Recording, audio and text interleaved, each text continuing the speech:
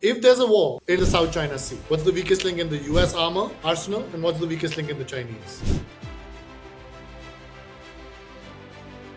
Peter is a strategist at New America, a New York Times best-selling author, described in the Wall Street Journal as the premier futurist in the national security environment. Peter has been named by the Smithsonian as one of the nation's 100 leading innovators, by Foreign Policy to their top 100 global thinkers list, and as an official mad scientist for the US Army's Training and Doctrine Command. Peter's books include Corporate Warriors, The Rise of the Privatized Military Industry, Wired for War, and most recently, Like War, which explores how social media has changed war and politics. Peter is also the co-author of Ghost Fleet, a novel of the next world war. You have written now for many years about what future wars would look like. Sitting in 2024, 2025, it seems like future wars are no longer future anymore. I remember giving a briefing to a US senator that there was no tiny little human pilot inside the Predator drone.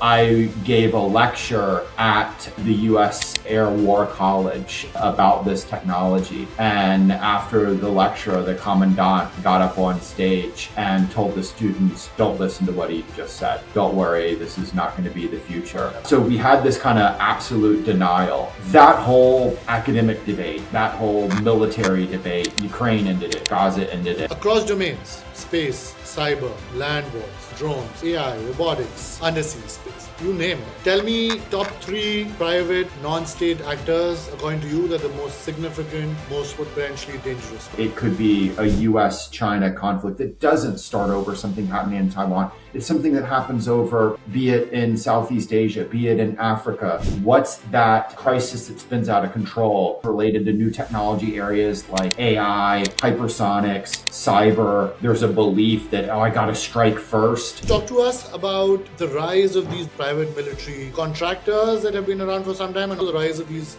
private defense tech firms that have the cyberspace capabilities or the information data capabilities to influence war and their outcomes. Are we seeing a real seeding of what was always considered the domain of the state? There is this longer history to it, but there's this been recent wave of Silicon Valley coming back to defense, and somewhere between 120 to $220 billion worth of venture-backed capital moving in the defense sector. There's a lot of new companies offering a wide variety of potential services and products, whether it's cybersecurity to AI operations to small drones. There's this whole debate that the future is small, accessible, many drones, smaller systems, not bigger is better. Where do you stand on that debate?